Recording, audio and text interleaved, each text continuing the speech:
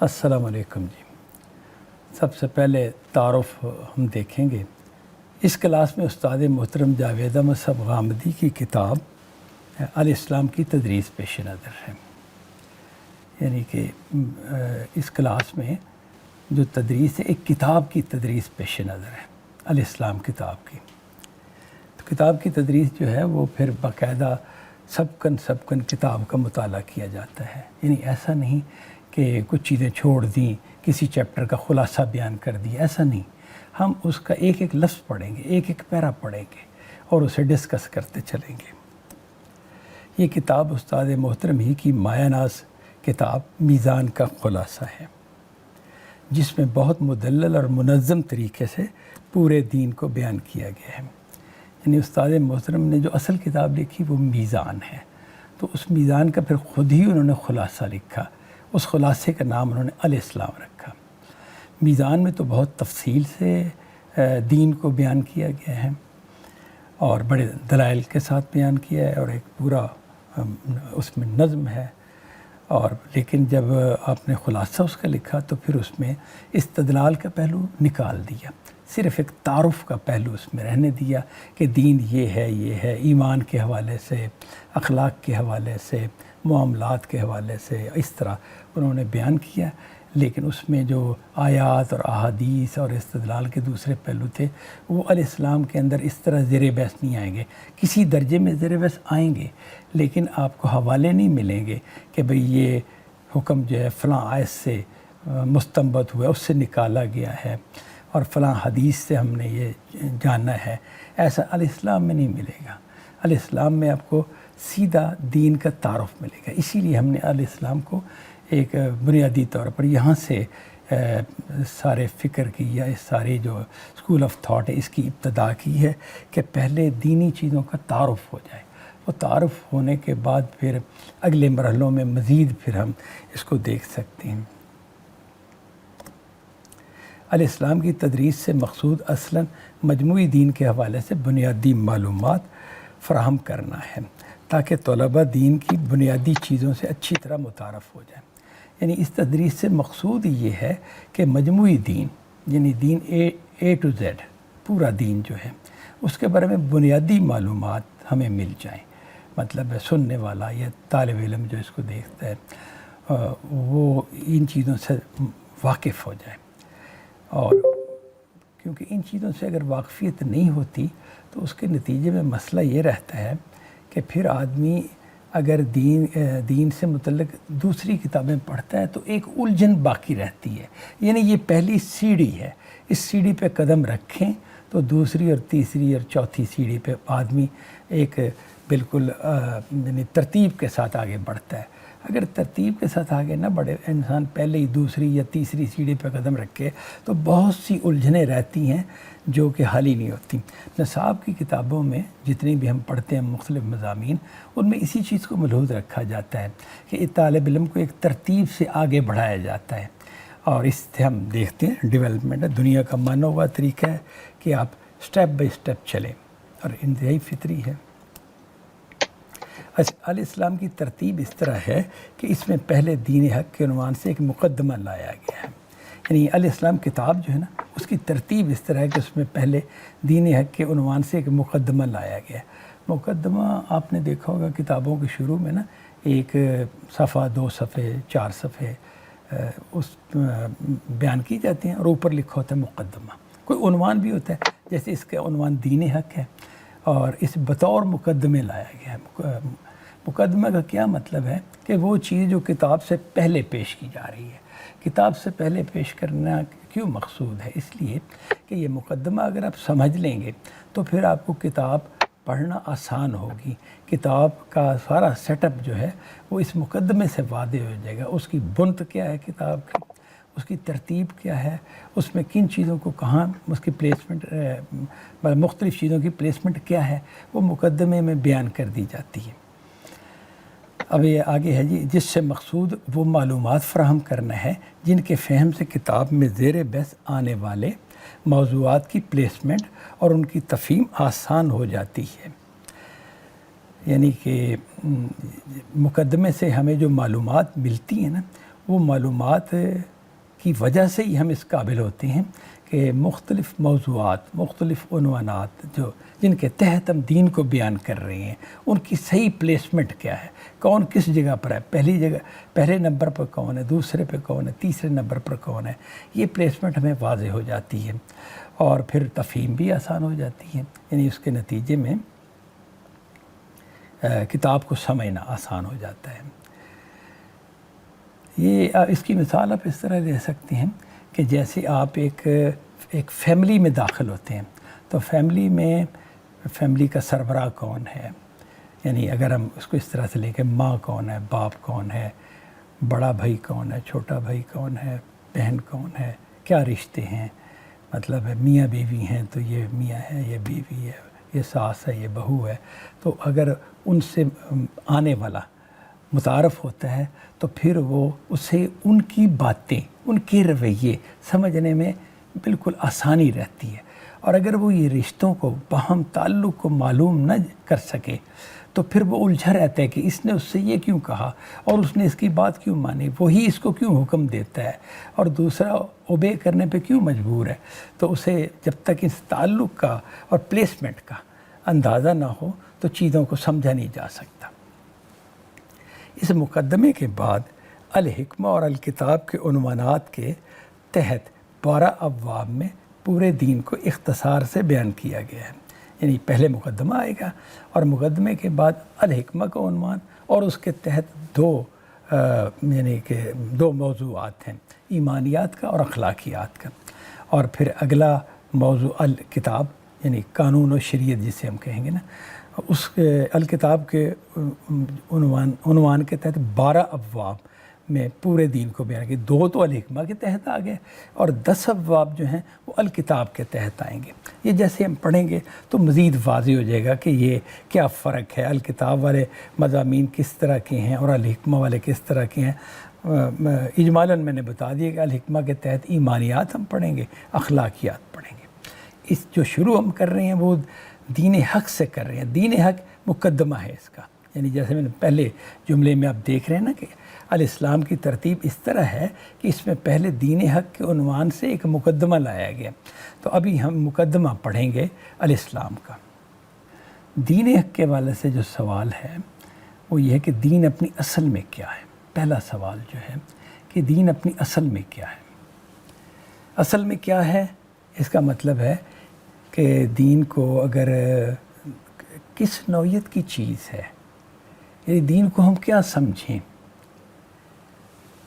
اس کے جواب سے کچھ مزید چیزیں واضح ہو جائیں گی۔ دین اللہ تعالیٰ کی ہدایت ہے، تو اصل میں کیا ہے، دین اصل میں اللہ کی ہدایت ہے، یعنی کہ دین کوئی شعر و شاعری نہیں ہے، دین کوئی ناول جیسے ہوتا ہے پڑھنے کی چیز، انجوائے کرنے کی چیز، اور مختلف انسان سے متعلق مختلف حوالوں سے چیزیں ہوتی ہیں۔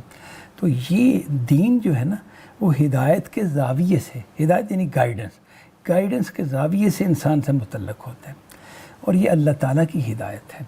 اللہ تعالیٰ کے حوالے سے ہم لوگ جانتے ہیں کہ وہ کائنات کا خالق ہے، مالک ہے، رب ہے، اسی نے ہمیں تخلیق کیا ہے، وہی ہمیں پالتا ہے، تو اور وہ سب پر غالب ہے، اس پر کوئی غالب نہیں، وہ سب سے زیادہ علم رکھتا ہے، اس سے زیادہ کوئی علم نہیں رکھتا، اور وہ ایسی قدرت رکھتا ہے کہ اس سے بڑھ کر کسی کے پاس قدرت نہیں، جیسے ہم دیکھتے ہیں نا قرآن مجید میں پڑھتے ہیں ان اللہ علی کل شیء قدیر، بے شک اللہ ہر چیز پر قادر ہے اور وہ حکیم بھی ہے، علیم بھی ہے۔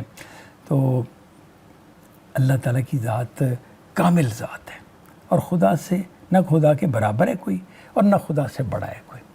تو اب اللہ تعالیٰ اگر کوئی گائیڈ کریں گے تو آپ خدا کی گائیڈنس جو ہے وہ کامل گائیڈنس ہوگی، یعنی اس کے بارے میں بنیادی پوائنٹ یہ ہے کہ وہ گائیڈنس ایک مکمل اور کامل ہوگی، نقص کا کوئی سوال ہی نہیں کہ اس کے اندر کوئی نقص ہو، کوئی کمی ہو، اس کا کوئی امکان نہیں ہے۔ اچھا، اور یہ گائیڈنس کے بارے میں پھر ایک سوال ہے کہ یہ گائیڈنس کس نوعیت کی ہے۔ میں نے یہ آگے لکھا ہے کیسی ہدایت۔ اچھا، یہ جو بریکٹوں میں جملے آپ کو ملیں گے نا، یہ جملے میرے ہیں، ٹیچر کے نوٹس ہیں، جو اس کے علاوہ سوال ہے وہ تو کویسچن مارکس سے واضح ہے کہ سوال قائم کیا گیا ہے۔ نیچے جو عبارت ہے جیسے دین اللہ تعالیٰ کی ہدایت ہے، یہ الاسلام کتاب سے کٹ پیسٹ کیا گیا ہے، اور اس کے بعد یہ بریکٹ میں اگر کہیں کہیں آئے گا، بریکٹ میں اگر کوئی جملے آتے ہیں تو وہ یہ ہے کہ ہم نے کلاس کے لیے سمجھانے کے لیے کچھ جملے زیر بحث لانے کے لیے میں نے لکھ دیے ہیں یہاں پر۔ تو اب میں نے اس میں سوال کیا کہ جو ہدایت ہے کیسی ہدایت ہے؟ کیا یہ ہدایت مشاہدات کی دنیا سے متعلق ہے؟ مشاہدات کی دنیا ہم چیزیں دیکھتے ہیں، سورج چاند ستارے بھی دیکھتے ہیں، زمین بھی دیکھتے ہیں، اور سامنے کی چیزیں، کھانے پینے کی چیزیں جو آنکھوں سے نظر آتی ہیں یا کانوں سے سنائی دیتی ہیں یا ہم چھو کر دیکھ سکتے ہیں، ان کی دنیا سے متعلق ہے۔ یعنی خدا نے ہمیں دکھائی دینے والی چیزیں جو ہیں ان میں سے کچھ چیزیں مزید دکھائی ہیں کہ اچھا ادھر دیکھو، یہ کرو، کیا یہ بات ہے؟ یہ گائیڈنس اپنی نوعیت میں کیسی ہے؟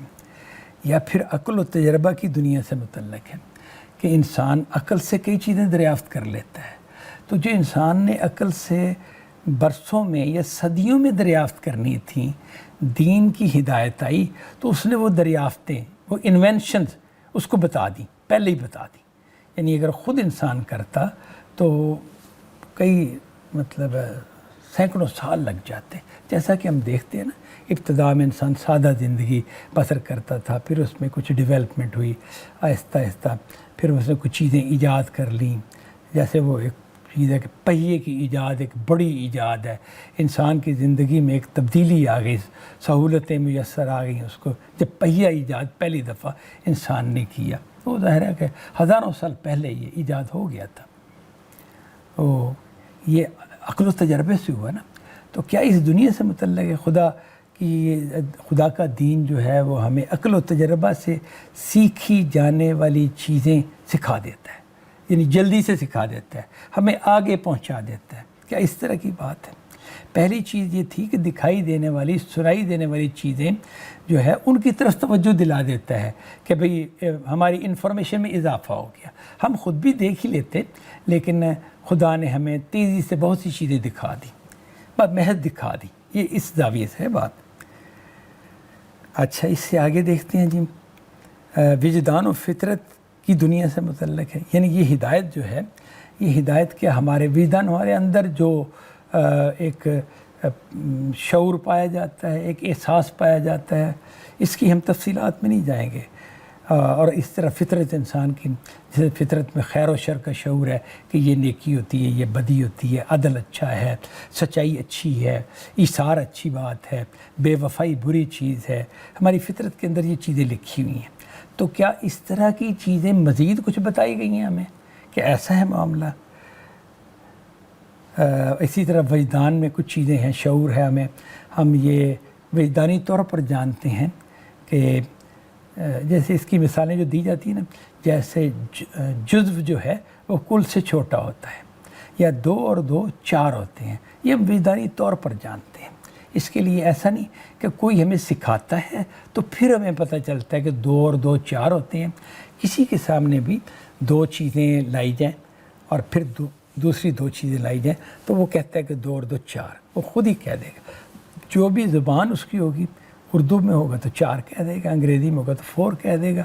زبان کا تو معاملہ الگ ہے، لیکن اس سے ایک نام دینے میں کوئی اشکال نہیں ہوگا، کوئی الجھن نہیں پیش آئے گی کہ مجھے کسی نے سکھایا نہیں کہ جب اس طرح 2 چیزیں پڑھی ہوں پھر 2 چیزیں اور آ جائیں تو اب یہ کل کتنی ہو جاتی ہیں۔ انسان وجدانی طور پر دیکھ کے جان لیتا ہے کہ یہ اتنی ہو گئی ہیں، یعنی جیسے ہم کہیں گے نا کہ یہ 2 چیزیں اور یہ 2 چیزیں تو کل کتنی ہیں، اتنی چیزیں۔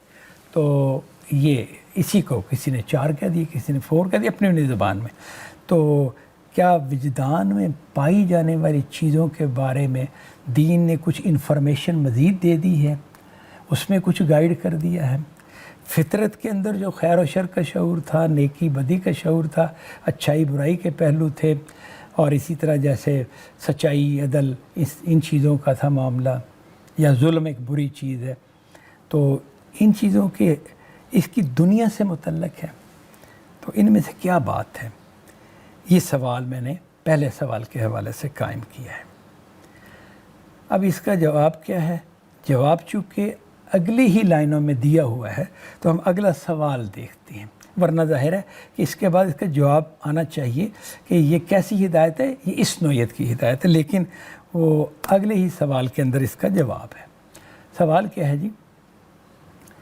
انسان کو دین کہاں سے اور کیسے حاصل ہوا ہے؟ اس سوال کے اندر ایک تو ہمیں یہ معلوم ہوگا کہ دین ہم نے پایا کہاں سے، انسان کو دین، وہ جو خدا کی ہدایت تھی، وہ کہاں سے ملی ہے اور کیسے حاصل ہوئی ہے، کس طریقے سے حاصل ہوئی ہے۔ اچھا، یہ چونکہ وہ میں نے جملہ کتاب کو نوٹ کیا ہے تو ہو سکتا ہے کہ مربوط نہ لگے، مربوط میں کر دیتا ہوں اس کو، کہ انسان کو دین جو ہے نا اس طرح سے ملا ہے کہ اللہ تعالیٰ نے پہلے انسان کی فطرت میں الہام فرمائی۔ یہ جو دین کی ہدایت تھی، یعنی اگر آپ وہ پچھلی سلائیڈ پر چلے جائیں تو آپ کو ربط محسوس ہو جائے گا۔ دین اللہ تعالیٰ کی ہدایت ہے۔ اب یہ اس کے بعد اگلا پڑھیں گے ہم، دین اللہ کی ہدایت ہے اور جو اس نے پہلے انسان کی فطرت میں الہام فرمائی، یعنی دین اللہ تعالیٰ کی ایسی گائیڈنس ہے کہ یہ گائیڈنس اس نے اجمالاً انسان کی فطرت میں رکھ دی ہے۔ اس کی قبولیت کا مادہ انسان کی فطرت میں ہے۔ اچھا، اس کا کیا مطلب ہے؟ اس کا مطلب یہ ہے کہ جب خدا کی طرف سے نماز، روزے، عبادات وغیرہ کا حکم آئے گا تو انسان کی فطرت کو بنایا ایسے گیا ہے کہ وہ عبادت کی پیاس رکھتا تھا اپنے اندر، وہ چاہتا تھا کہ اسے عبادت وہ کرے، وہ کسی معبود کی پرستش کرے۔ اسی طرح خدا کا تصور جب اسے دیا جائے گا تو اس کے اندر خدا کے تصور کی پیاس رکھ دی گئی تھی۔ یہ جو پیاس رکھ دی گئی تھی یہ ہے وہ جو اس نے پہلے انسان کی فطرت میں الہام فرمائی۔ خدا نے ہماری ساخت، فطرت سے مراد اب ساخت لیں، بناوٹ، کہ انسان اندر سے کس طرح کا بنایا گیا ہے، کن اصولوں پر انسان کو ڈیزائن کیا گیا ہے، تو اس ڈیزائن کے اندر ہی پایا جاتا ہے مذہب کی قبولیت کا مادہ، مذہب کے حوالے سے طلب، ایک مذہب کی پیاس اندر ہی رکھتی ہے۔ آگے ہے جی، اور اس کے بعد اس کی تمام ضروری تفصیلات کے ساتھ اپنے پیغمبروں کی وساطت سے انسان کو دی ہے۔ یعنی کہ جو دین بطور ہدایت جو تھا وہ اللہ نے ایک تو ہر انسان کی فطرت میں الہام کر دیا۔ یہ جو فطرت والا الہام ہے یہ انسان شروع سے لے کر آتا ہے، پیدا ہی جب ہوتا ہے تو اس کے اندر یہ دین کا یہ پہلو رکھا ہوا ہوتا ہے۔ یعنی کہ جیسے حدیث میں آتا ہے نا کہ ہر پیدا ہونے والا بچہ فطرت اسلام پر پیدا ہوتا ہے، یعنی کہ خدا نے چونکہ دین اسلام اس کو دینا تھا تو دین اسلام والا بنا کر بھیجا اندر سے، اپنی ساخت کے اعتبار سے۔ تو یہ تو اجمالاً ہو گیا۔ اب اس کی تفصیلات پیغمبروں کی وساطت سے اللہ نے دی۔ عبادت کسے کہتے ہیں، اس کی ایک صورت نماز ہے، یہ 5 وقتہ پڑھی جائے گی۔ اس کی ایک صورت روزہ ہے، یہ روزہ اس طرح رمضان کے مہینے میں رکھا جائے گا۔ یہ تو انبیاء کے ذریعے پتہ چلا ہے، یہ انسان کسی اور طور پر نہیں جان سکتا، یعنی فطری طور پر یا عقل سے یا غور و فکر کر کے ایسا نہیں جان سکتا۔ تو پیغمبروں کی وجہ، اسی طرح حج خدا کے لیے نا، خدا کے گھر کی زیارت کے لیے ہم جاتے ہیں، حج کرتے ہیں۔ زکوٰۃ اللہ کے لیے مالی عبادت بھی کی جائے، خدا کی راہ میں مال دیا جائے، تو یہ مال کا دینا جو ہے یہ بھی عبادت ہے۔ تو یہ بھی پیغمبروں نے بتایا کہ اپنے مال کا 40 جو بچ رہے سال بھر اس کا 40واں حصہ آپ کو خدا کے لیے دینا ہے۔ یہ جو 40واں حصہ دینا ہے، اور مال اگر اتنی مقدار میں ہوگا تو جیسے وہ کہتے ہیں نا صاحب نصاب، کہ یہ زکوٰۃ اس پر لاگو ہوتی ہے، اس کے پاس اتنا مال ہے کہ اس پر زکوٰۃ لاگو ہوتی ہے، اس سے کم ہوتا تو زکوٰۃ لاگو ہی نہ ہوتی۔ تو یہ چیزیں تو نبیوں نے بتائی ہیں، یعنی پہلے انبیاء نے بھی بتائی ہیں۔ پھر ان کی شریعت میں اگر کوئی کمی بیشی پیش نظر تھی تو وہ کمی بیشی کر دی گئی وقت کے تقاضے سے، وقت کے علاقے کے تقاضے سے، شریعت میں یعنی قانون میں کچھ کمی بیشی کی گئی ہے۔ اور ہمارے پاس جو شریعت ہے یہ تا قیامت ہے، یعنی نبی صلی اللہ علیہ وسلم جو شریعت لے کے آئے وہ تا قیامت ہے۔ یہ دین کیا ہوتا ہے، شریعت کیا ہوتی ہے، یہ آگے ہم دیکھیں گے، اگلے جو سوالات آئیں گے نا اس میں یہ چیز باقاعدہ زیر بحث آئے گی۔ اب دنیا میں دین کا اصل ماخذ کیا ہے یا کون ہے؟ یعنی اگلا سوال یہ ہے کہ دین کا اصل ماخذ کیا ہے یا کس سے ہم حاصل کر سکتے ہیں دین؟ تو اس کا جواب جو ہے جی یہ دیکھتے ہیں۔ اس سلسلے کے آخری پیغمبر محمد صلی اللہ علیہ وسلم ہیں، چنانچہ دین کا تنہا ماخذ محمد صلی اللہ علیہ وسلم ہی کی ذات والا صفات، محمد صلی اللہ علیہ وسلم ہی کی ذات والا صفات ہے، اور دین حق اب وہی ہے جسے آپ اپنے قول و فعل اور تقریر و تصویب سے دین قرار دے دیں۔ یعنی کہ یہ بھی ایک بڑا بنیادی سوال ہے کہ یہ جو خدا کی ہدایت ہے یہ ہمیں کہاں سے ملے گی، کس شخص سے لیں گے یا کس کتاب سے لیں گے یا کہاں سے لیں گے؟ تو اس کا بیان کیا ہے الاسلام میں، جو بیان کیا گیا ہے اس سلسلے کے آخری پیغمبر محمد صلی اللہ علیہ وسلم ہے۔ پیچھے چونکہ پیغمبروں کا ذکر آیا کہ اللہ تعالیٰ نے دین کی تفصیلات پیغمبروں کے ذریعے سے دی ہیں، تو خدا نے دنیا کو دین پیغمبروں کے ذریعے دیا ہے۔ یہ ذہن میں رہے کہ صرف پیغمبروں کے ذریعے سے دیا گیا ہے، غیر پیغمبر سے دین نہیں دیا گیا۔ یعنی کسی جسے ہمارے ہاں صوفی یا ولی یا فلاں اس طرح کے الفاظ بولے جاتے ہیں نا، دین ان سے نہیں ملتا، نہ امت نے قبول کیا ہے۔ دین تو پیغمبر سے ملتا ہے، جب بھی ملا ہے، موسیٰ علیہ السلام سے، عیسیٰ علیہ السلام سے، اور پھر محمد صلی اللہ علیہ وسلم سے۔ تو ہمارے آخری پیغمبر محمد صلی اللہ علیہ وسلم ہیں۔ تو اب دین کا تنہا ماخذ اب محمد صلی اللہ علیہ وسلم کی ذات والا صفات ہے، اعلیٰ صفات ولی ذات۔ نبی صلی اللہ علیہ وسلم کی جو ذات ہے وہی دین کا تنہا ماخذ ہے۔ یعنی دین کہیں اور سے نہیں ملے گا، نہیں لیا جائے گا، لینا غلط ہوگا۔ صرف محمد صلی اللہ علیہ وسلم ہے کہ آپ کی فرمائی ہوئی بات جو آپ نے دین کی حیثیت سے فرمائی ہوگی وہ دین قرار پائے گی۔ جس چیز کو نبی صلی اللہ علیہ وسلم نے کہا کہ بھئی یہ دین ہے، جیسے کہا کہ یہ قرآن ہے، خدا کا کلام ہے، تو یہ خدا کا کلام یہ مانا جائے گا۔ جس کو آپ نے سنت کی حیثیت دی وہ سنت کے طور پہ مانی جائے گی۔ چنانچہ اب اور دین حق اب وہی ہے جسے آپ اپنے قول و فعل اور تقریر و تصویب سے دین قرار دے دیں۔ یعنی دین حق اب اس دنیا میں کس کو کہا جائے گا، سچا دین کس کو کہا جائے گا؟ اس کو کہا جائے گا کہ جسے نبی صلی اللہ علیہ وسلم نے اپنے قول سے، یعنی اپنے لفظوں سے یا اپنے عمل سے، جیسے آپ نے نماز پڑھ کر تو بتائی، پڑھ کر آپ نے نماز سکھائی لوگوں کو، اور تقریر و تصویب کا مراد یہ ہے کہ برقرار رکھنا۔ تقریر کا مطلب برقرار رکھنا، جس چیز کو آپ نے برقرار رکھا کہ ٹھیک ہے سوسائٹی میں ایک چیز چل رہی تھی، آپ کے ساتھی ایک کام ایک طریقے سے کر رہے تھے، تو نبی صلی اللہ علیہ وسلم نے اس پر کوئی تنقید نہیں کی، اس کام کو اسی طرح چلنے دیا، اسی طرح ہونے دیا۔ تو یہ اس سے بھی دین ثابت ہو جائے گا کہ نبی کے ہاں یہ چیز دینی اعتبار سے قابل قبول تھی، تبھی تو آپ نے کوئی تنقید نہیں کی۔ کیونکہ نبی کے حوالے سے یہ بات یقینی ہے کہ نبی غلطی پر خاموش نہیں رہتا۔ نبی اگر یہ دیکھے کہ دین کے حوالے سے کوئی غلطی ہو رہی ہے تو نبی خاموش نہیں رہے گا، نبی اس پر تنقید کرے گا، اس پہ بات کرے گا، اس پہ روکے ٹوکے گا۔ اگر اس نے نہیں روکا ٹوکا، کوئی بات نہیں کی، خاموشی اختیار کی ہے، تو پھر وہ چیز دینی طور پر ٹھیک ہے۔ یہ ظاہر ہے کہ وہ چیز اپنی نوعیت میں دینی ہونی چاہیے، دینی ہے اور آپ نے چلنے دی ہے۔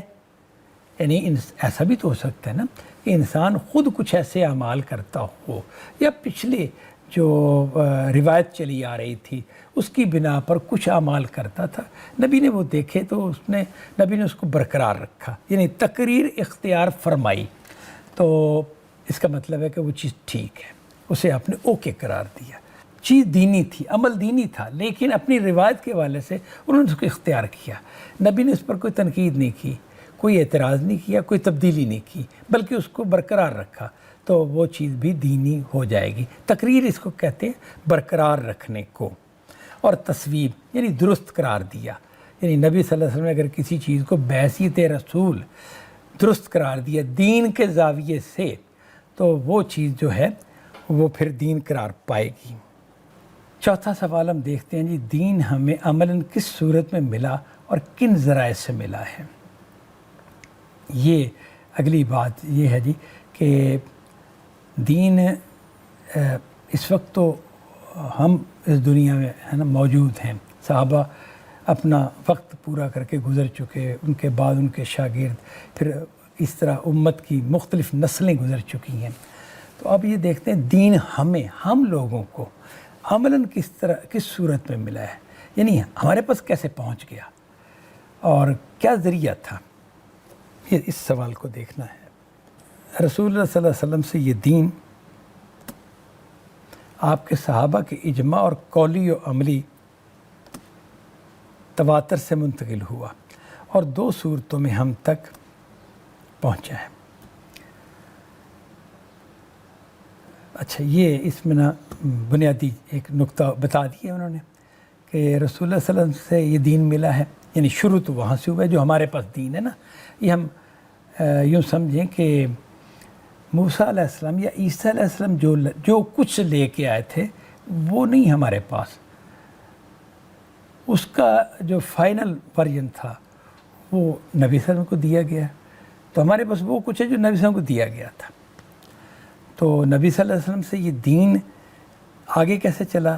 یہ دین آپ کے صحابہ جو آپ کے ساتھی تھے، ان کے اجماع کا مطلب ہوتا ہے ان کے اکٹھ، یعنی ان سب کے متفقہ بیان، ان کی متفقہ یعنی کہ طور پر بات آگے پہنچانے سے ملا۔ اجماع اور قولی و عملی تواتر سے منتقل ہوا ہے۔ قولی عملی تواتر کا مطلب ہے کچھ چیزیں اس امت کے اندر ہم نے دیکھی کہ قولی چیزیں ہیں، بول کر بیان کرنے والی چیزیں، جیسے قرآن مجید ہے، تو قرآن مجید قول ہے، اصل میں قرآن مجید عمل نہیں ہے، نماز عمل ہے اور قرآن قول ہے۔ تو یہ جو قول ہے قرآن مجید، یہ صحابہ نے تابعین کو یہ قول پڑھایا، سکھایا، یعنی قرآن انہوں نے نبی سے لیا تھا، اور پھر جو تابعین تھے، جو صحابہ کے اگلی نسل آتی ہے، تابعین وہ لوگ ہیں نا جنہوں نے نبی صلی اللہ علیہ وسلم کو نہیں دیکھا، وہ نبی صلی اللہ علیہ وسلم کی وفات کے بعد دنیا میں آئے جو لوگ صحابہ کے شاگرد بنے، تو صحابہ نے ان کو پھر یہ دین یعنی قرآن مجید جو تھا وہ قولن دیا کہ یہ قرآن ہے جو ہم نے نبی صلی اللہ علیہ وسلم سے لیا تھا، اور تابعین نے وہ قرآن حاصل کیا ان سے، اور پھر ظاہر اس سے پھر جو بھی اس پر عمل کیا، یہ کیا، اور پھر وہی قول تابعین نے اگلی نسل کو دیا۔ اور کیسے دیا؟ اجماعی طور پر، متفقہ طور پر، سب اکٹھے ہو کر تمام تابعین ایک ہی قرآن آگے پہنچاتے تھے۔ ایسے نہیں تھے کہ صحابہ کے لوگوں کے مختلف قرآن تھے، یعنی کہ ایک کے قرآن میں کوئی اور چیزیں لکھی ہوئی ہیں، دوسرے کے قرآن میں کچھ اور شریعت بیان ہوئی ہے، ایسا بالکل نہیں۔ ایک ہی قرآن تھا جو سب صحابہ کے پاس تھا، انہوں نے وہی قرآن اگلی نسل کو دیا، اس نسل نے وہی قرآن اگلی نسل کو دیا، تو گویا قولی تواتر ہو گیا۔ تواتر یعنی متواتر، نسلاً بعد نسلیں، ایک نسل کے بعد دوسری نسل میں یہ ہوا، اور اجماعی طور پر ہوا۔ یعنی ایسا نہیں کہ کچھ لوگ کہہ رہے ہیں کہ نماز ہے، کچھ لوگ کہہ رہے ہیں قرآن ہے، کچھ کہہ رہے ہیں نہیں ہے، نہیں، نہ کہنے والا تو کوئی بھی نہیں ہے، یعنی جو نہیں بول رہا نا وہ بھی اقرار کی جگہ پر کھڑا ہے، انکار کی جگہ پر نہیں کھڑا۔ تو اجماع اور قولی تواتر سے صحابہ نے اس امت کو دیے، اور عملی تواتر، کچھ چیزیں دین کی عملی تواتر سے ملی ہیں، یعنی عملاً صحابہ نے، یعنی کچھ صحابہ نے دینی اعمال اختیار کیے نبی سے سیکھ کر، نبی کی پیروی میں، اور ان اعمال کو پھر انہوں نے تابعین کو سکھایا۔ تابعین کو سکھانے سے مراد یہ ہے کہ تابعین کو بھی انہی پر عمل کرایا، تابعین نے انہی پر عمل کیا، اور متفقہ طور پر، اجماعی طور پر، اور پھر تابعین نے آگے تبع تابعین جو ان سے اگلی نسل تھی، پھر اگلی نسل، پھر اگلی نسل، پھر اگلی نسل، حتیٰ کہ ہم تک پہنچا۔ اور اس کی 2 شکلیں تھیں جس میں یہ ہم تک پہنچا، وہ 2 شکلیں آگے بیان ہوں گی۔ دوبارہ میں یہ پیرا پڑھ رہا ہوں۔ رسول اللہ صلی اللہ علیہ وسلم سے یہ دین آپ کے صحابہ کے اجماع، یعنی متفق علیہ طور پر سب کے اتفاق سے، اور قولی و عملی تواتر، یعنی نسل بعد نسل، ایک نسل کے بعد دوسری نسل کے قول اور عمل، متواتر قول اور عمل، اجماعی طور پر وہ قول اور عمل چلتا رہا۔ یعنی کہ فرض کیجئے صحابہ آ جائیں تو ہم نے جن لوگوں سے قرآن لیا یا جو ہمارے پاس قرآن ہے تو اسے وہ دیکھیں گے تو کہیں گے ہاں یہی تھا جو ہم نے تابعین کو سکھایا تھا۔ تو فرض کیجئے کوئی سوال کرتا ہے، وہ تو تابعین تو آج سے 1300 سال پہلے کے لوگ تھے نا، تو آپ تک قرآن کیسے پہنچا؟ تو اس طرح وہی قرآن جو تابعین کے ہاتھ میں تھا نا، وہی ہم تک پہنچا۔ تو وہ قرآن جو تھا انہوں نے پھر اگلی نسل کو بتایا تھا، پھر اگلی نسل کو، تو ہم نے تو اپنے آباء و اجداد سے اوپر کی نسل سے ہم نے لیا ہے۔ تو اس طریقے سے تسلسل کے ساتھ یہ دین آیا ہے۔ یہ جو ہے نا، یہ چیزیں دین کی بڑی بنیادی چیزیں ہیں، یہ اس کو ایک حتمی اور یقینی حقیقت بنا دیتی ہیں۔ اس کی تفصیلات انشاءاللہ آگے ہم دیکھیں گے، جو اگلے کورسز ہیں اس میں اس پر پورے استدلال دلائل کیے گئے۔ امت میں جو اختلاف بیان کیا جاتا ہے، جی ہر گروہ مختلف بات کہتا ہے، نماز میں اختلاف ہے، جی فلاں چیز میں اختلاف ہے، تو وہ انشاءاللہ سب زیر بحث آئے گا اپنی اپنی جگہ پر۔ تو مطلب علیہ السلام میں تو تفصیلات نہیں ہیں، لیکن میزان میں مثلا اس کو بڑے اچھے طریقے سے بیان کیا گیا ہے، تو وہاں پر وہ چیزیں دیکھیں گے۔ تو میرا مقصود یہ بات کرنے سے یہ تھا کہ ذہن کو اس سے پریشان نہ ہونے دیں کہ بھئی ہوئی تو اختلافات پائے جاتے ہیں، نہیں، یہ بنیادی بات ہے، یہ بنیادی بات ہے جو اس طریقے سے چلی ہے۔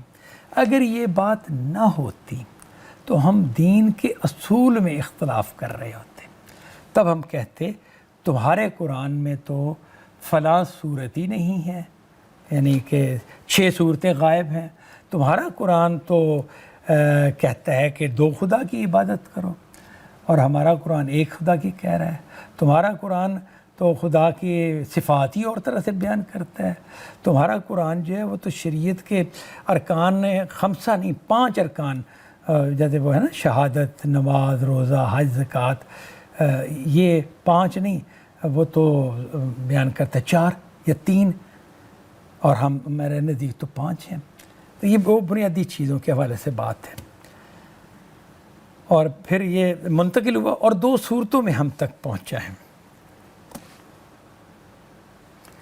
نمبر 1 قرآن مجید اور نمبر 2 سنت، یعنی اگر کیٹیگرائز کریں تو قول قرآن کے ذریعے سے پہنچا، یعنی قرآن کی صورت میں پہنچا، جو قول صحابہ کے اجماع، یعنی اجماعی رائے سب صحابہ کے متفق طور پر بیان کرنے سے آگے چلا، وہ قرآن ہے بطور دین۔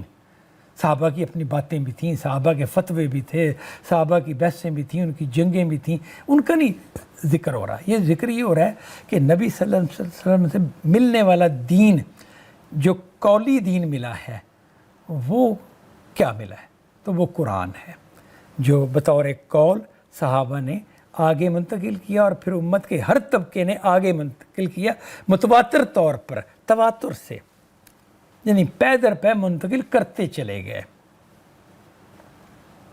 ایک چیز قرآن ہوگی، اور جو چیز عمل سے ملی ہے، یعنی کچھ نبی صلی اللہ علیہ وسلم سے صحابہ نے کچھ عمل سیکھے، یعنی نبی صلی اللہ علیہ وسلم آپ کو سکھائے، آپ نے کہا کہ اس طرح نماز پڑھو جیسے میں پڑھتا ہوں، میرے طریقے پہ نماز پڑھو، تو صحابہ نے نبی صلی اللہ علیہ وسلم کے عمل کی نقل اختیار کی، اور سب صحابہ نے اجماعی طور پر اس نقل کو آگے منتقل کیا۔ تو یہ جو عملی طور پر جو نبی سے سیکھ کر آگے منتقل کیا، اسے سنت کہیں گے۔ یعنی یوں بات ہے کہ ہمارا دین 2 چیزوں میں منقسم ہے، بٹا ہوا ہے۔ اس کا کچھ حصہ قرآن مجید میں ملتا ہے، وہ علمی حصہ ہے، قولی حصہ ہے، جیسے جہاد کا حکم قرآن مجید میں ملے گا۔ کچھ حصہ عملی ہے، تو جو عملی ہے وہ سنت میں ملے گا۔ اس کا ذکر تو قرآن میں آ سکتا ہے، یعنی قرآن مجید میں اس عمل نماز کا ذکر آ جائے گا، نماز کے وقت کا کوئی ذکر آ جائے گا، ضمناً ذکر حج کے والے سے آ جائے گا، لیکن کچھ چیزیں جو سنت سے ملی ہیں وہ عملی چیزیں ہیں۔ یہ بنیادی فرق ہے، علمی چیزیں قرآن کے ذریعے سے ملی اور عملی سنت کے ذریعے سے ملی۔ تو یہ دو طریقوں سے یہ دین ہم تک پہنچا ہے۔ قرآن کا تعارف، حیثیت اور اہمیت کیا ہے؟ قرآن کا تعارف، حیثیت اور اہمیت کیا ہے؟ اب ہم اس کو دیکھتے ہیں جی، اس سوال کا کیا جواب ہے۔ قرآن مجید وہ کتاب ہے جو اللہ تعالیٰ نے اپنے آخری پیغمبر محمد صلی اللہ علیہ وسلم پر نازل کی ہے۔ یعنی قرآن مجید آخری نبی پر نازل ہوا ہے۔ پچھلے انبیاء پر جیسے موسیٰ علیہ السلام پر تورات آئی، داؤد علیہ السلام پر زبور آئی، عیسیٰ علیہ السلام پر انجیل نازل ہوئی، تو نبی صلی اللہ علیہ وسلم پر قرآن نازل ہوا۔ تو یہ آخری پیغمبر پر نازل ہوئی ہے، اور اپنے نزول کے بعد سے آج تک مسلمانوں کے پاس ان کی طرف سے اس صراحت کے ساتھ موجود ہے کہ یہی وہ کتاب ہے جو محمد صلی اللہ علیہ وسلم پر نازل ہوئی تھی، اور جسے آپ کے صحابہ نے اپنے اجماع اور قولی تواتر کے ذریعے سے پوری حفاظت کے ساتھ بغیر کسی ادنیٰ تبدیلی کے دنیا کو منتقل کیا ہے۔ یعنی کہ قرآن کا تعارف کیا ہے، اس کی حیثیت کیا اور اہمیت کیا ہے، یہ تین زاویوں سے اس پیرے میں جواب دیا گیا ہے، بتایا گیا ہے۔ دوبارہ میں اس کو دیکھ رہا ہوں۔ قرآن مجید وہ کتاب ہے جو اللہ تعالیٰ نے اپنے آخری پیغمبر پر نازل کی ہے، اور اپنے نزول کے بعد سے آج تک مسلمانوں کے پاس ان کی طرف سے، نبی کی طرف سے، قرآن اللہ نے نبی پر نازل کیا، محمد صلی اللہ علیہ وسلم پر، اور اب یہ مسلمانوں کے پاس نبی کی طرف سے اس صراحت، اس وضاحت کے ساتھ موجود ہے کہ یہی وہ کتاب ہے، یعنی یہ قرآن ہی تو وہ کتاب ہے جو محمد صلی اللہ علیہ وسلم پر نازل ہوئی تھی۔ جب ہم پڑھتے ہیں نا قرآن مجید، تلاوت کرتے ہیں، تو ہمارے ذہن میں کیا ہوتا ہے؟ یہ محمد صلی اللہ علیہ وسلم، یہ کتاب محمد صلی اللہ علیہ وسلم لائے تھے، یہ آپ پر نازل ہوئی تھی، یہ آپ نے امت کو دی تھی، یہ ہوتا ہے۔ پوری امت کے ذہن میں یہی ہے، بالکل یہ وضاحت کے ساتھ یہ بات موجود ہے کہ آپ پر نازل ہوئی تھی، اور جسے آپ کے صحابہ نے اپنے اجماع اور قولی تواتر کے ذریعے سے پوری حفاظت کے ساتھ بغیر کسی ادنیٰ تبدیلی کے دنیا کو منتقل کیا ہے۔ یعنی کہ نبی صلی اللہ علیہ وسلم پر نازل ہوئی تھی، اور نبی صلی اللہ علیہ وسلم صحابہ کو دی، صحابہ نے متفق علیہ رائے سے، کیونکہ اگر متفق علیہ رائے سے نہ دے رہے ہوتے تو پھر کوئی صحابی قرآن کسی قسم کا دے دیتا، کوئی کسی قسم کا دے دیتا، کسی میں بات کچھ اور ہوتی، کسی میں کچھ اور ہوتی، لیکن ہمارے پاس ایک ہی قرآن ہے، اور وہ صحابہ کے باقاعدہ تواتر سے منتقل ہوئے، صحابہ یعنی امت کے تواتر سے منتقل ہوئے، صحابہ کی اجماع سے، اور پوری حفاظت کے ساتھ۔ یہ حفاظت کے ساتھ بھی ضروری ہے۔ اگر یہ ہوتا ہے نا کہ قرآن مجید، جیسے اس کو یہاں شروع سے لے لیتے ہیں کہ قرآن مجید جبرائیل علیہ السلام لے کر آئے تھے، نبی صلی اللہ علیہ وسلم پر جبرائیل علیہ السلام نے نازل کیا تھا، تو جبرائیل علیہ السلام جب قرآن کو لائے تھے تو قرآن مجید میں یہ مسئلہ چونکہ زیر بحث ہے، اس لیے میں یہ مثال دے رہا ہوں کہ اللہ نے قرآن کو محفوظ رکھا اس بات سے کہ کوئی شیطان اس کا کوئی حصہ اچک نہ لے، کوئی جن اچک نہ لے اس میں سے۔ یعنی جبرائیل علیہ السلام جو چیز لے کے آ رہے ہیں، شیطان اس میں سے کوئی چیز چھین لے۔ جیسے کوئی آدمی ایک کتاب لے کے آ رہا ہے اور اس میں سے کسی نے چند صفحات پھاڑ دیے یا کچھ اور چیزیں ملا دیں، اس سے محفوظ رکھا ہے۔ جبرائیل امین طاقتور ترین فرشتے ہیں اور امین ہیں، امین ترین فرشتے ہیں، تو ان کے ذریعے سے نازل کیا گیا۔ یہ جو بات ہے نا کہ کوئی جن اس میں سے اچک نہ لے، اسے تبدیل نہ کر دے، اس میں کوئی غلط چیز ملا نہ دے، یہ اس دنیا کی بات ہے جس پر ہماری نگاہ نہیں ہے، جو ہماری عقل کے دائرے میں نہیں آتی۔ یہ تو ہمیں خبر دی گئی ہے نا، اس خبر کی بنا پر ہم یہ سمجھ پاتے ہیں کہ اچھا یہ بھی ہو، مطلب اس امکان کو بھی ختم کیا گیا ہے۔ اچھا، جب وہ جبرائیل امین محمد صلی اللہ علیہ وسلم تک لے آئے تو اب محمد صلی اللہ علیہ وسلم اس کو بھول جاتے، کچھ آپ کو یاد رہے کچھ نہیں یاد رہے. اگر بھول جاتے تو پھر آپ آگے پہنچا نہیں سکتے تھے. اللہ نے محفوظ رکھا آپ کو بھولنے سے. قرآن مجید میں نے کہا وہی چیز بھولیں گے جو خدا بھلانا چاہے گا, اور جس کو وہ یاد رکھوانا چاہے گا وہ آپ کو یاد رہے گی. تو اب نبی صلی اللہ علیہ وسلم بھی محفوظ طریقے سے پہنچا دیا آگے. اب صحابہ جو ہے وہ اس میں مختلف ہو جاتے باہم, کہ کچھ صحابی جو تھے وہ قرآن مجید کو کے الفاظ میں ان کے پاس کچھ اور چیزیں ایڈ ہو گئی ہوتی, نبی کی باتیں ایڈ ہو گئی ہوتی, یا ان کے اپنے قول ایڈ ہو گئے ہوتے, تو اس کا مطلب قرآن مجید میں کوئی تبدیلیاں آ گئی ہوتی. اگر اس طرح ہو جاتا تو یہ بھی پھر معاملہ یہ تھا کہ محفوظ نہ رہا. آدھے صحابہ ایک بات کہہ رہے ہیں, آدھے صحابہ دوسری بات کہہ رہے ہیں, تو اس صورت میں تو پھر محفوظ بات نہ رہی. تابعین کیا لیتے, ہم کہتے کہ ہم حضرت عمر کی بات مانیں, یا حضرت عائشہ کی بات مانیں, یا حضرت علی کی بات مانیں, یا ان کے جو ساتھی ہیں میں کس کی بات لیں, وہ تو ان کی بات مختلف ہے, ان کی بات مختلف ہے. تو ایسا نہیں ہوا. تمام صحابہ کی ہاں ایک ہی قرآن حفاظت کے ساتھ رہا اور انہوں نے آگے منتقل کیا. تو اگلوں نے بھی پھر جب آگے منتقل کیا تو قرآن پوری حفاظت سے منتقل ہوا. اس کو انہوں نے کہا ہے کہ پوری حفاظت کے ساتھ, بغیر کسی ادنیٰ تبدیلی کے. ذرا بھی تبدیلی اس میں نہیں آئی. قرآن مجید کا کوئی ایک لفظ بھی نہیں بدلا, قرآن مجید میں کوئی تبدیلی نہیں آئی. تو اب دنیا کو منتقل کر دیا, یعنی دنیا کو منتقل کر دیا, ہم تک پہنچا, ہم سے اوپر والوں تک پہنچا, ان سے اوپر والوں تک پہنچا.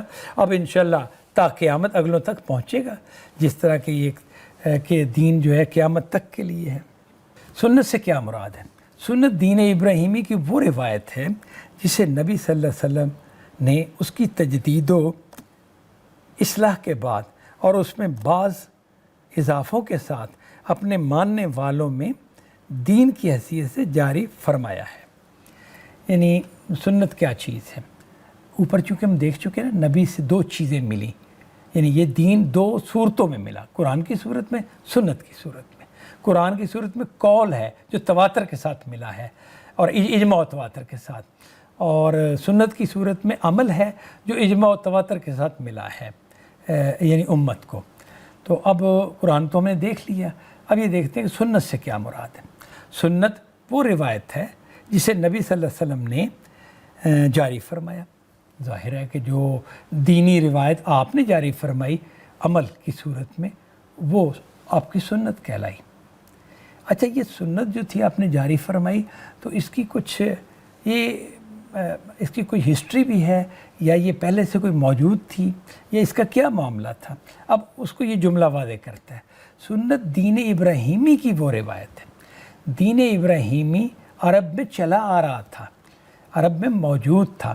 یعنی نبی صلی اللہ علیہ وسلم کے آنے سے پہلے ہی عرب میں حج کیا جاتا, بیت اللہ موجود تھا, ابراہیم علیہ السلام نے بنایا تھا, اسماعیل علیہ السلام اس کے متولی تھے, اور وہاں جو بھی ان کی شریعت میں اعمال تھے وہ بجا لائے جاتے تھے, وہاں پر عبادت کی جاتی تھی, اللہ کی اعتکاف کیا جاتا تھا. عربوں کے ہاں بیت اللہ ایک مقدس خدا کا گھر, خدا کا مقدس گھر اس کے طور پر معلوم و معروف تھا. وہ جو ابرہا اس کو ڈھانے آیا تھا تو اس کی اس تقدس ہی کو پامال کرنے آیا تھا. یعنی کہ یہ ابرہا کا آنا ہاتھیوں کا لشکر لے کے آیا اور اس نے سوچا کہ میں کعبے کو ڈھا دوں گا. تو یہ جو تھا یہ نبی صلی اللہ علیہ وسلم کی پیدائش سے 6 ماہ پہلے کا واقعہ ہے. تو یہ تبھی ہو سکتا ہے نا کہ وہاں پر بیت اللہ اور اس کے ساتھ جو مراسم بیت اللہ کی جو بھی رسوم آداب وغیرہ تھے وہ سب موجود تھے, اور ان رسوم و آداب کے حوالے سے لوگ ایک مذہبی طور پر اس کا بیت اللہ کا حج کرتے تھے, مذہبی اعمال بجا لاتے تھے, عبادت کرتے تھے, اعتکاف کرتے تھے, وہاں پر قربانی دیتے تھے. تو یہ چیزیں موجود تھی پہلے سے. تو غام صاحب بیان کرتے ہیں سنت دین ابراہیمی کی وہ روایت ہے جسے نبی صلی اللہ علیہ وسلم نے اس کی تجدید کا مطلب رینیو کرنے کے بعد, یعنی جدید کر دینا, اور اصلاح درست کرنا. اصلاح کا مطلب درست کرنا, یعنی اسے رینیو بھی کیا ہے اور اس کی اصلاح بھی کی ہے, اور اس میں بعض اضافوں کے ساتھ اس میں کچھ اضافے بھی کیے ہیں. تو اضافوں کے ساتھ اپنے ماننے والوں میں دین کی حیثیت سے جاری فرمایا ہے۔ اچھا، اور اس میں اصلاح، کچھ چیزیں ایسی تھیں جو وہاں پہ جاری تھیں لیکن وہ بگڑ گئی تھیں تو ان کو درست کر دیا، یعنی کہ دین ابراہیمی وہاں پایا جاتا تھا، اس دین ابراہیمی میں جو اعمال تھے ان میں سے کچھ اعمال کو رینیو کیا گیا، نئی شیپ دی گئی اور کچھ کی اصلاح کی گئی، یعنی جو خرابی تھی اس کو درست کیا گیا، جیسے حج کے حوالے سے خرابیاں تھیں تو ان کو درست کر دیا، اور بعد اضافے بھی کیے گئے، جیسے عید الفطر اور عید الاضحیٰ جو تھا یہ عربوں کے ہاں نہیں پائی جاتی تھی، یہ نبی صلی اللہ علیہ وسلم لے کے آئے ہیں۔ عربوں کے ہاں نماز پائی جاتی تھی، روزہ پایا جاتا تھا، حج پایا جاتا تھا، زکوٰۃ پائی جاتی تھی۔ یہ الفاظ اپنا کچھ معنی رکھتے تھے، کوئی ان کے پیچھے اعمال ان کے حوالے سے کیے جاتے تھے، ان اعمال میں سے کچھ کو رینیو کیا، کچھ کو درست کیا اور کچھ مزید اعمال ایڈ کر دیے، جیسے عید الفطر اور عید الاضحیٰ ہے، یہ ایک موٹی سی مثال ہے اس کی۔ تو اب یہ جو سارا کچھ کر کے نا سنت کو آپ نے ایک مکمل صورت دی، اور اب اس سنت کو بحیثیت دین امت میں جاری فرمایا، یعنی کہا کہ نماز پڑھو، یہ نماز تمہارا دین ہے، روزہ رکھو، یہ روزہ تمہارا دین ہے، جب روزہ رکھو گے تو تم دینی عمل کرو گے جس کا تمہیں کہا گیا ہے، جس کا خدا نے پوچھنا ہے تم سے۔ اسی طرح حج کرو، زکوٰۃ دو، تو یہ مختلف اعمال جو ہیں وہ ہم تفصیل سے پڑھیں گے کہ سنت میں کون کون سی چیزیں آتی ہیں۔ تو اس طریقے سے آپ نے جاری فرمایا، تو سنت سے مراد یہ ہے۔ تو اب یہ یہاں پر جو ہے بات ایک درجے میں مکمل ہو جاتی ہے۔ اگلا سوال جو ہے جی، وہ سنت کی حیثیت اور اہمیت کیا ہے، یعنی ہمارے دین میں سنت کی کیا حیثیت ہے اور کیا اہمیت ہے، اس پہلو سے۔ اس میں اور قرآن مجید میں ثبوت کے اعتبار سے کوئی فرق نہیں۔ پہلی بات تو یہ ہے کہ جو حیثیت دینی اعتبار سے قرآن کی ہے وہی سنت کی ہے، اور جو اہمیت قرآن کی ہے وہی سنت کی ہے، جو حیثیت بھی وہی، اہمیت بھی وہی ہے، کوئی فرق نہیں ہے۔ وہ جس طرح صحابہ کے اجماع اور قولی تواتر سے ملا ہے، یعنی قرآن مجید، یہ اسی طرح ان کے اجماع اور عملی تواتر سے ملی ہے، اور قرآنی کی طرح ہر دور میں مسلمانوں کے اجماع سے ثابت ہوتی ہے۔ یعنی اس کو دوبارہ دیکھتے ہیں کہ سنت میں اور قرآن میں کوئی فرق نہیں، وہ بھی حتمی طور پر ثابت ہے، یہ بھی حتمی طور پر ثابت ہے۔ اس کی نسبت بھی نبی صلی اللہ علیہ وسلم سے ہے کہ نبی صلی اللہ علیہ وسلم نے خدا سے پا کر ہمیں دیا ہے، اور سنت کے وجہ سے بھی یہی ہے، خدا سے پا کر آپ نے ہمیں دیا ہے، یعنی اصولاً وہ خدا سے حاصل کردہ شریعت ہے، شریعت ساری خدا سے ملی ہے۔ اب وہ جو ہے نا اس کا دنیاوی پہلو کہ اچھا یہ شریعت دین ابراہیمی کی صورت میں تو موجود تھی، اور اسی کو پھر یعنی کہ بیان کیا گیا ہے۔ تو حیثیت اور اہمیت کے وجہ سے تو قرآن اور سنت میں کوئی فرق نہیں۔ وہ جس طرح صحابہ کے اجماع اور قولی تواتر سے ملا ہے قرآن، اسی طرح یہ ان کے اجماع یعنی صحابہ کے اجماع اور عملی تواتر سے ملی ہے، اور قرآنی کی طرح ہر دور میں مسلمانوں کے اجماع سے ثابت ہوتی ہے۔ جیسے قرآن ثابت ہوتا ہے ایسے سنت ثابت ہوتی ہے۔ قرآن کا اگر کوئی انکار کرتا ہے تو جس طرح وہ دین سے باہر ہو جاتا ہے، اسی طرح اگر کوئی سنت کا انکار کرتا ہے تو دین سے باہر ہو جاتا ہے۔ ایک بندہ کہتا ہے کہ میں نماز کو نہیں مانتا، تو بس جس طرح وہ کہتا ہے میں سورہ بقرہ کو نہیں مانتا، تو جو سورہ بقرہ کو نہ ماننے والی کی پوزیشن ہے وہی نماز کو نہ ماننے والی کی پوزیشن ہے، کیونکہ وہ دونوں کی حیثیت اور اہمیت یکساں ہے، یہ دونوں ہی خدا کے رسول سے ثابت ہیں، وہ بھی دین ہے وہ بھی دین ہے، برابر کا دین ہے، ثبوت کے اعتبار سے بھی اور حیثیت کے اعتبار سے بھی۔ اگلا سوال ہے یہ دین کی حقیقت کیا ہے؟ یہ دین جو دو صورتوں میں ملا، قرآن اور سنت کی صورت میں، اس کی حقیقت کیا ہے؟ یعنی کہ حقیقت وہ چیز ہوتی ہے کہ جو اگر نہ پائی جاتی ہے نا تو پھر خالی لفظ رہ جاتا ہے، بغیر حقیقت کے چیز ثابت نہیں ہوتی. ابھی ہم اس کا جواب دیکھیں گے نا تو اس سے کچھ چیزیں مزید واضح ہو جائیں گی. اس دین کی حقیقت اگر ایک لفظ میں بیان کی جائے تو قرآن کی اصطلاح میں وہ اللہ کی عبادت ہے. دین کی حقیقت عبادت ہے. یعنی کہ ایک لفظ میں اگر بیان کرنا ہو کہ دین جو محمد صلی اللہ علیہ وسلم لے کے آئے تھے اس کی حقیقت کیا ہے, یہ اصل میں کیا لے کے آئے تھے, تو اب عبادت کا حکم لے کے آئے تھے, عبادت کا طریقہ لے کے آئے تھے. خدا کی بندگی کیسے کرنی ہے, خدا کی بندگی کیا ہوتی ہے, وہ لے کے آئے تھے. ایک لفظ میں اگر بیان کریں تو یہ عبادت ہے. ایک آدمی کہتا ہے عبادات سے میرا کوئی تعلق نہیں, یا عبادت تو میں نہیں اختیار کرتا, لیکن میں دین کو مانتا ہوں. تو یہ کوئی چیز نہیں ہے, بالکل ہی کوئی چیز نہیں ہے. یہ اس طرح کی بات ہے کہ جیسے ایک آدمی کہے کہ جو جیسے مثال کے طور پر آپ لے لیں بادام ہے, تو بادام بغیر گریوں کے بادام, چھلکا, محض چھلکا جو جلا دیا جاتا ہے یا پھینک دیا جاتا ہے, اس کو ظاہر ہے انہیں بادام نہیں کہیں گے. بادام تو اس مغز کا نام ہے, اس گری کا نام ہے جو اس کے اندر پائی جاتی ہے, وہ حقیقت ہے بادام کی. تو اسی طرح دین جو ہے اس کی حقیقت عبادت ہے. اگر آپ عبادت سے آ رہی ہیں تو دین سے آ رہی ہیں. عبادت کی نفی تو دین کی نفی. اگر عبادت نہیں, یعنی دین کی روح نکل گئی, عبادت کو چھوڑ دیا تو دین کی روح نکل گئی. اب زبانی آپ لفظ بول رہے ہیں, آپ اس کا نام لے رہے ہیں, لیکن یہ بے معنی ہے. اگلا سوال ہے جی عبادت کے معنی کیا ہیں؟ اس کے معنی عاجزی اور پستی کی ہیں. عبادت کے معنی عاجزی اور پستی کی ہیں. یہ چیز اگر اللہ کی صحیح معرفت کے ساتھ پیدا ہو تو اپنے آپ کو انتہائی محبت اور انتہائی خوف کے ساتھ اس کے سامنے آخری حد تک جھکا دینے کی صورت اختیار کر لیتی ہے. اچھا, عبادت کے معنی کیا ہیں؟ یعنی عبادت کا لفظ ہم اردو میں بندگی بولتے ہیں. اس کے لیے بندگی وہی عبادت ہی کے معنوں میں. اس کا معنی اصل میں عاجزی اور پستی اختیار کرنا ہے. یعنی کہ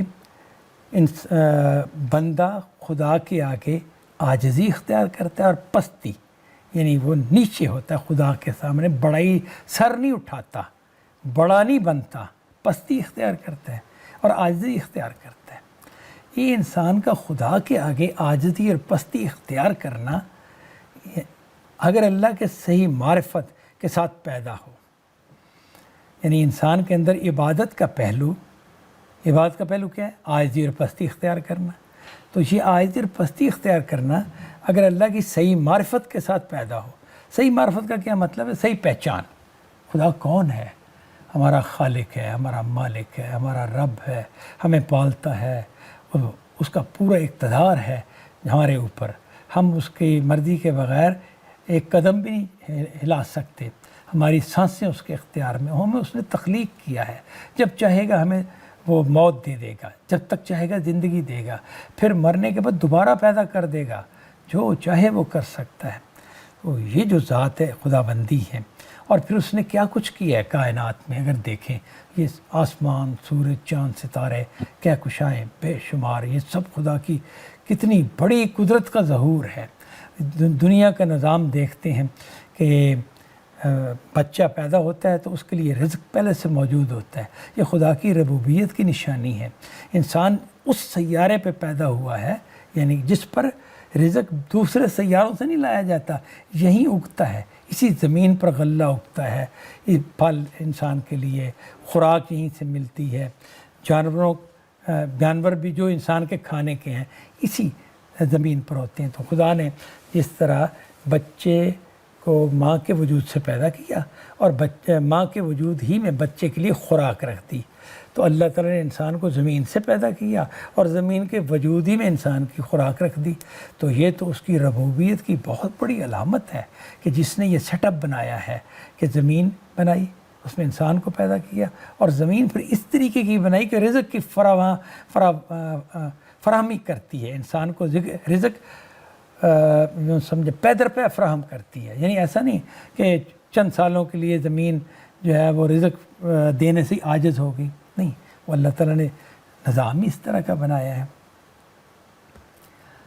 اسی طرح پھر انسان کے ساتھ جو رحمت کے معاملات ہیں، انسان مشکلات میں پڑتا ہے تو اللہ تعالیٰ نے ان مشکلات کے حق اس کا حل رکھا ہے۔ مثلا کہ بیمار ہو گیا تو اب خوراک کھانے سے تو مسئلہ حل نہیں ہوتا، تو اللہ تعالیٰ نے اس کے لیے وہ جڑی بوٹیاں یہیں پیدا کی ہیں، وہ جن سے ہم دوائیں بناتے ہیں، یعنی ان بیماریوں کا علاج یہیں رکھا ہے کہ آپ میں اگر کوئی آفت آئی، مصیبت آئی، تو آپ اسے اس طریقے سے اس آفت اور مصیبت سے نجات پا سکتے ہیں۔ ہمیں کوئی زخم ہو جاتا ہے تو ہمارے جسم کے اندر خود اس زخم کو ہیل کرنے کی صلاحیت رکھ دی گئی ہے۔ تو یہ اللہ تعالیٰ نے کتنا مہربانی والا نظام ہے، جو کہ یہ اس کی رحمت، اس کی قدرت، اس کی ربوبیت اور حکمت، ایک ایک چیز جو ہے نا وہ دانائی کی چیز ہے۔ آپ یہ دیکھیں کائنات کے اندر کوئی چیز غیر حکیمانہ نہیں ہے، بغیر ریزن کے نہیں ہے، ہر چیز کا ایک لاجک ہے۔ حتیٰ کہ انسان اگر یہ چاہے کہ وہ کوئی ایسی مشین بنائے جو اللاجیکل رزلٹ دے، یعنی ایسا رزلٹ دے جس کے اندر لاجک نہیں ہے، تو ایسا نہیں ہو سکتا۔ اس کائنات میں ایسا نہیں ہو سکتا۔ انسان خود تو اللاجیکل باتیں کر سکتا ہے، لیکن کوئی مشین ایسی نہیں بنا سکتا کہ جو لاجک کے بغیر چلتی ہو۔ یہ کائنات انکار کر دیتی ہے لاجک کے بغیر چلنے سے، یہ تو لاجک پر ہی چلتی ہے۔ تمام چیزوں کی کوئی نہ کوئی، ہر واقعے کی پیچھے کوئی کاز ہوتی ہے، اور اس کاز کے نتیجے میں وہی واقعہ رونما ہوتا ہے اگر حالات اسی طرح کے ہوں۔ تو یہ کائنات جو ہے ایک پورا ایک سسٹم ہے جس سے بنائی گئی۔ اب یہ چیزیں جو ہیں، ان کے خدا کی صفات کا جو ظہور ہم کائنات میں دیکھتے ہیں، ان پر اگر انسان کی توجہ ہو اور خدا کو وہ اس زاویے سے پہچانتا ہو، اگر وہ پہچانتا ہوگا تو پھر اس کے اندر انتہائی محبت، خدا کے ساتھ انتہائی محبت اس کے اندر پیدا ہوگی، اس کی رحمت کی وجہ سے، اس کی ربوبیت کی وجہ سے، اس کے کرم اور فضل کی وجہ سے، جو اسے اپنے وجود پر اور دنیا میں اپنے لیے دکھائی دے گا۔ یعنی میرے لیے اس دنیا میں خدا نے کیا کچھ رکھا ہے، یہ جو طرح طرح کی غذائیں، خوشنما غذائیں، خوش ذائقہ غذائیں ہیں، اور اس طرح کی سینکڑوں چیزیں، خوش منظر چیزیں ہیں، یہ سب اللہ کی رحمت کا ظہور ہے۔ اور انتہائی خوف، خدا کی قدرت انسان میں خوف پیدا کرتی ہے کہ خدا اتنا بڑا ہے، اس نے یہ چیزیں بنا دی ہیں، وہ طوفان لے آتا ہے، زلزلہ لے آتا ہے، وہ جب چاہتا ہے تو ہلا دیتا ہے سب کچھ۔ تو اس سے خدا کے ذات سے انسان کے اندر ایک خوف پیدا ہوتا ہے۔ انتہائی محبت اور انتہائی خوف جنم لیتا ہے جب ہم خدا کی صحیح معرفت حاصل کر پاتے ہیں۔ اور عاجزی اور پستی کی جگہ پر تو ہم کھڑے ہی تھے، تو عاجزی اور پستی محبت اور انتہائی خوف کے ساتھ خدا کے سامنے ہمیں آخری حد تک جھکا دیتی ہے، یعنی مکمل طور پر ہم خدا کے آگے جھک جاتے ہیں۔ یہ عبادت یہ ہے، یعنی عبادت کی پورا جو مفہوم بنے گا مکمل وہ یہ ہوگا کہ عبادت تو خدا کے سامنے عاجزی اور پستی اختیار کرنے کو کہتے ہیں۔ یہ عاجزی پستی اگر خدا کی معرفت کے ساتھ ہو تو پھر دل میں محبت کے جذبات بھی ہوں گے خدا کے لیے، اور دل میں خدا کا خوف بھی ہوگا، اس سے ڈرتا بھی ہوگا بندہ۔ خدا سے ڈرنا جو ہے یہ تو واضح ہے نا، خدا سے ڈرنا ناگوار شے سے یا ناگوار ذات سے ڈرنا نہیں ہوتا، یہ تو اس طرح کا ڈرنا ہے کہ خدا مجھ سے ناراض نہ ہو جائے، خدا کی رضا ہی میں تو میرے لیے خیر پنہاں ہے، میرے لیے نعمتیں پنہاں ہیں، میری زندگی اس کے اندر ہے۔ اگر خدا مجھ سے ناراض ہو جائے گا تو میں تو نعمتیں مجھ سے چھن جائیں گی۔ تو انسان خدا کے ناراض ہونے کا خوف رکھتا ہے اپنے اندر۔ یہ خوف وہی ہے کہ جس کے ساتھ بہت محبت ہوتی ہے اس کے ناراض ہونے کا، اس کے گریز کرنے کا، اس کے نگاہ التفات کے ہٹ جانے کا ڈر ہوتا ہے، یعنی کہ اس کے طرف سے محبت کی نگاہ جو ہے وہ کہیں میری طرف سے ہٹ نہ جائے، یہ خیال ہوتا ہے۔ تو یہ صورت اختیار کر لیتی ہے۔ عبادت انسان کے باطن میں کن کن صورتوں میں ظاہر ہوتی ہے، یعنی یہ جو عبادت کا پہلو ہے، یہ جو پہلو ہم نے دیکھا کہ عاجزی اور پستی اختیار کرنا، محبت اور خوف کے جذبے کے ساتھ اور انتہائی محبت اور خوف کے جذبے کے ساتھ. تو یہ جو جب ایک انسان نے عبادت کی اس جگہ پر کھڑا ہو گیا، اس نے وہ عاجزی اور پستی اختیار کر لی جس میں خدا کی محبت اور خوف شامل ہے، تو پھر انسان کے داخل میں کیا یہ عبادت کوئی ظہور پاتی ہے؟ یعنی اس کے اندر کس طرح یہ ظاہر ہوتی ہے؟ وہ خود کیا محسوس کرتا ہے کہ عبادت کے جذبے نے، عبادت نے میرے اندر یہ چیزیں پیدا کی ہیں. تو اب یہ جو ہے نا، یہ در حقیقت ایک داخلی کیفیت ہے، یعنی جو ہم نے پیچھے پڑھی ہے، داخلی کیفیت ہے. میں پیچھے جا رہا ہوں تاکہ یہ جو یہ کا لفظ ہے نا، یہ در حقیقت اس میں یہ کو ہم ذرا دوبارہ دیکھ لیں. یعنی کہ عاجزی و پستی محبت اور انتہائی خوف کے ساتھ، یہ چیز جو ہے یہ تو داخلی بات ہے. عاجزی بھی آپ کے اندر ہی ہے، پستی بھی آپ کے اندر کا ہی ایک احساس ہے، رویہ ہے، آپ کے باطن کا رویہ ہے. اور محبت یہ بھی دل کی بات ہے، خوف یہ بھی دل کے اوپر وارد ہونے والی چیز ہے. تو باطن یہ ہو گیا. پھر اس حوالے سے یہ در حقیقت ایک داخلی کیفیت ہے. خدا کا ذکر، اس کا شکر، اس کی ناراضی کا خوف، اس کے ساتھ اخلاص، اس پر بھروسہ اور اس کے حضور میں تسلیم و رضا، اس کیفیت کے باطنی مظاہر ہیں. یعنی یہ جو عبادت کا پہلو جو ہم نے دیکھا کہ عاجزی و پستی محبت اور خوف کے ساتھ انسان کے اندر عبادت کا جنم لینا یہ ہوتا ہے. تو یہ انسان کو خدا کی یاد، ذکر کا مطلب یاد، خدا کی یاد پر آمادہ کر دیتی ہے. یاد ایک ذہنی چیز ہے نا، کہ ہم خدا کو یاد رکھتے ہیں، یاد کرتے ہیں. اچھا، اس کا شکر، یہ شکر کے کلمات ہمارے زبان پر آتے ہیں، لیکن شکر ایک جذبہ ہے جو ہمارے اندر ہوتا ہے. شکر کا جذبہ یا ہوگا یا نہیں ہوگا. اور اس کی ناراضی کا خوف، یہ بھی انسان کے باطن کی چیز ہے. یعنی داخلی کیفیت ہے نا، تو اندر کی کیفیت، اور اس کے ساتھ اخلاص کہ خدا کے ساتھ مخلص رہنا ہے، اس پر بھروسہ، خدا پر اعتماد، توکل، اور اس کے حضور میں تسلیم و رضا. خدا کی بات کے آگے سر جھکا دینا، راضی ہونا کہ ٹھیک ہے، راضی ہوں میں. خدا کی طرف سے کوئی ایسا معاملہ آیا کہ جو طبیعت کو ناگوار لگ رہا تھا، تو انسان اس پر راضی ہے کہ میں خدا کے فیصلے کو قبول کرتا ہوں اور اس پر راضی ہوتا ہوں. اس میں بڑے بڑے واقعات ہوتے ہیں. مثلا بعض اوقات ہمارے رشتہ دار، قریبی لوگ وفات پا جاتے ہیں. تو وفات پا جاتے ہیں تو ہمیں دکھ ہوتا ہے، جس کی وجہ سے ہم روتے ہیں. لیکن پھر ہم سر جھکا دیتے ہیں کہ ٹھیک ہے، خدا بالغ تھا ان کا، خدا ہی نے ان کو پیدا کیا تھا، خدا ہی انہیں اپنے پاس لے گیا. تو ہم تسلیم بھی کرتے ہیں خدا کے فیصلے کو، اور اس پہ راضی بھی ہوتے ہیں. راضی ہونے کا کیا مطلب ہے کہ ہم یہ نہیں کہتے یا اللہ تو نے غلط کیا ہے، یہ میرا والد یا میرا بھائی کیوں فوت ہو گیا، یہ نہیں کہتے. نہیں، ٹھیک ہے، خدا کی مرضی، ہم خدا کی رضا پہ راضی ہیں. جو راضی نہیں ہوگا نا، وہ گلہ کرے گا، شکوہ کرے گا، خدا تو نے غلط کیا، تو نے صحیح نہیں کیا، تو مطلب ہے کہ میرے ساتھ ظلم ہوا ہے، یہ ایسا نہیں ہونا چاہیے تھا. یہ خدا کا اختیار ہے، اس کے اختیار کے آگے کوئی بول نہیں سکتا. تو لیکن وہ تو غلط، اپنے اختیار کو غلط استعمال کرتا ہے. اس طرح یہ بندہ راضی نہیں ہے. اور جو راضی ہوگا وہ دکھ کے باوجود، وہ انسانی کیفیت ہے جس آزمائش میں ہم ڈالے گئے، اس میں یہ چیزیں تو ہوتی ہیں نا. ہمیں دکھ ہوتا ہے، دکھ ہونا فطری بات ہے. لیکن خدا کے فیصلوں پر معترض ہونا، اعتراض کرنا، نہیں، یہ نہیں جائز. جو خدا پر ایمان رکھتا ہے نا، وہ تسلیم و رضا کی جگہ پر ہی کھڑا ہوگا. اس کیفیت کے باطنی مظاہر ہیں. یعنی کہ یہ پھر دوبارہ میں دیکھ رہا ہوں، ذکر، شکر، ناراضی کا خوف، اخلاص، تسلیم و رضا، بھروسہ، خدا پر بھروسہ، تسلیم و رضا. وہ جو عبادت کی کیفیت تھی نا، اس کے باطنی مظاہر ہیں. یعنی ہمارے باطن میں وہ ظاہر اس طرح ہوتی ہے کہ جو شخص خدا کے آگے عاجزی اور پستی اختیار کیے ہوئے ہے، اس کی معرفت کے ساتھ اس کے دل میں اس کے لیے محبت کا جذبہ ہے، اس کے لیے خوف ہے، خدا سے خوف ہے.